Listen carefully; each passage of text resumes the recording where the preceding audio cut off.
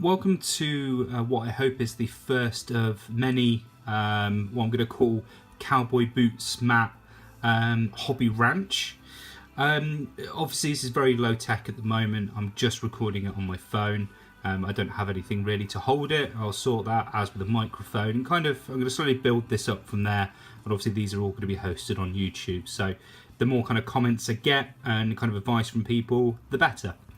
The goal behind this particular video is I've been helping and giving a bit of advice to a couple of the guys in our group who are interested in airbrushing.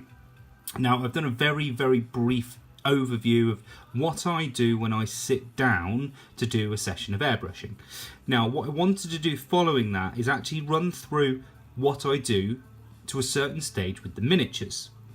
Now for me at the moment, airbrushing is about choosing the largest surface area of colour on the model and getting a quick result to get the model painted as fast as possible, really.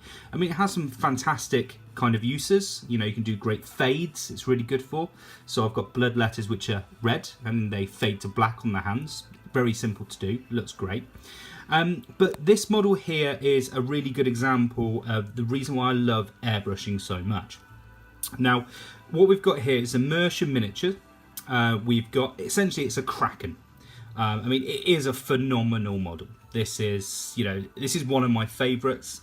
You know, this wasn't price support, this wasn't discounted. This was something I bought from Mercia, so you can tell how much I bloody love the model.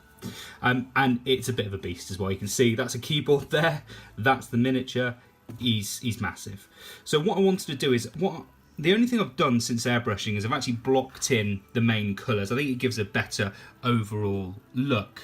It's going to give you an idea of what I'm talking about. So we've got like the bone here, we've got an anchor here, he's got two kind of metal leg plate armour bits here, and then finally you've got the prow, and I'm going to go behind the reason why I choose certain colours as well. So what I've done very simply with the miniature is I've undercoated it all a kind of mid-tone green. Then I've sprayed a lighter tone from the top, and then kind of selectively you can see, you know, where obviously the light's going to hit. You can do a stronger airbrush there. Again, all doing it from the same direction, but kind of almost concentrating your build up the colour. Then same with the tentacles, where as you can see here, it's a little bit darker and it goes a little bit lighter. Now that is also using not too strong kind of different grades of paint. So I don't, you know, a good example would be if I'm doing, say, an infinity building, I might go for grey as my kind of base coat, white on the top, black underneath. Now that's quite basic and gives you a strong contrast. Don't want that so much for the miniatures because I think that's what's quite responsible for that airbrush look that people talk about. I mean, there is no doubt this here because you get the kind of the blanching out almost of the lighter colours. You can see that through the video, I'm sure. Now, once I've done that, and what I've also done, what's so good about the airbrush, is where you've got these areas of skin. So I wanted to do a two-tone colour scheme. So that's Rakarth flesh, you see. So from this angle, where I've sprayed it mostly from underneath, you can see all the fleshy bits are a nice Rakarth flesh. And then they transition quite nicely here like, into the kind of the green of the rest of the model.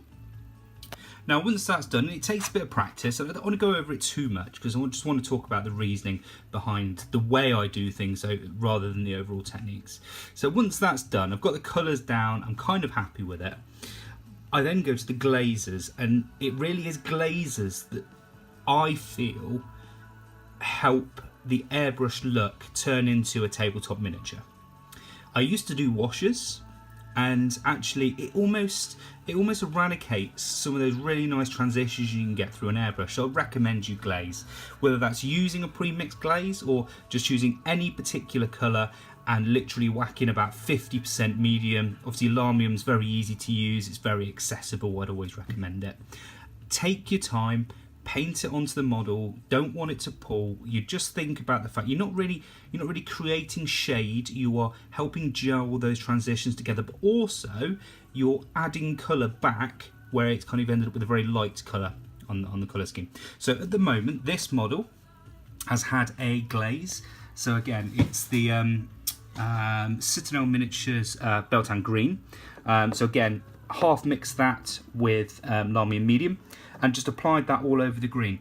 It also actually put it on the flesh as well, because it helps that transition. It helps kind of bring that slight tint. So you can see here, although this has all been base coated with Rakarth, you can see the green tint from the shades there. Then what I did is, one of my favourite paints at the moment is the Army Painter Strong Tone Ink, okay, which is this stuff, right? Comes with little dropper bottles. I actually really like the dropper bottles. Again, taking that and about 50% Larmian Medium, applying that to the flesh colour parts of the model. Now, although I still did this sparingly, there are some errors. It has unfortunately pulled, and at this stage it's quite difficult to sort. I mean, you can see it on the torso there, mostly fine, but unfortunately it's run quite heavily into that deep centre crevice. You can imagine all that ink has run down and kind of stopped just above his belly button. A bit of a pain, because it's going to take a couple of highlights to kind of cover that transition up, really. So that's kind of where I left him, to be honest. Actually, I'm tempted to use him as a little bit of a tester of how far I can push the airbrushing, because I am actually really happy with the overall effect just with the glazes. Without a doubt, the flesh is going to be highlighted. It needs to look the same as the rest of the army. The tentacles underneath, you can see here where it's that lighter shade, really going to benefit from that. But I actually think the green skin, it's not that much to do. I could go over it, highlight it up. I don't think I need to. I think on this particular model, the airbrushing has worked really well. I'm super impressed, and it goes to say a lot about the quality of the Mercia models. I mean, I won't lie. You'll probably notice it. There's a bit of green stuffing on there for sure. I mean, all this was green stuff. You know, so it takes a bit of work to get the models to, you know, the level where you can quite happily airbrush them, but it's worth it because the end result is fantastic. So what I'm actually thinking is I'm going to paint all these areas of detail. Now, once that's done, I might come back to the skin. Now, there are definitely areas that I want to paint around where you've got these kind of ridges around the eyes. There's a lot of knobbly bits you can see, you know, around here. And I think I'm going to highlight those up, not too light, and kind of leave it as that.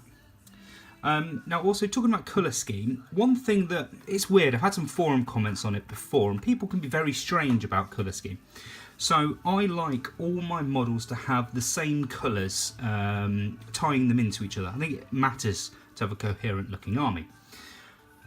However, I've had comments in the past where people really struggle with, say for example, I've got a guy riding a dragon. And he's got no cloth on him, so he's completely armoured. Now, one of my key colours for my colour scheme might be purple.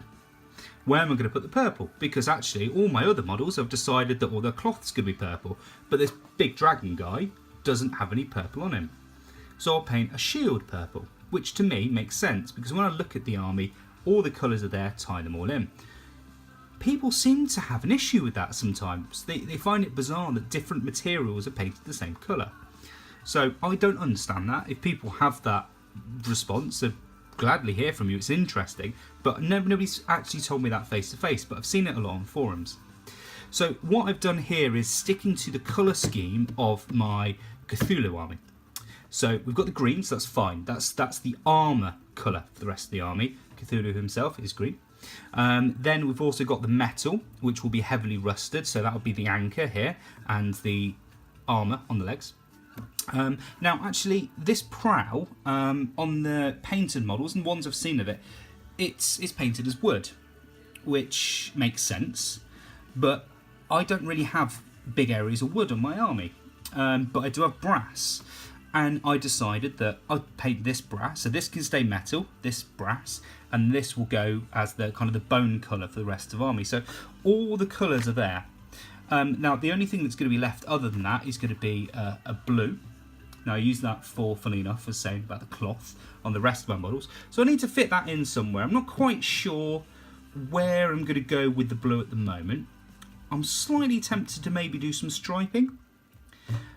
We'll see. I mean, it fits in with the theme. But what I also want to do is get all these colours down, get these all painted, get these all blocked in.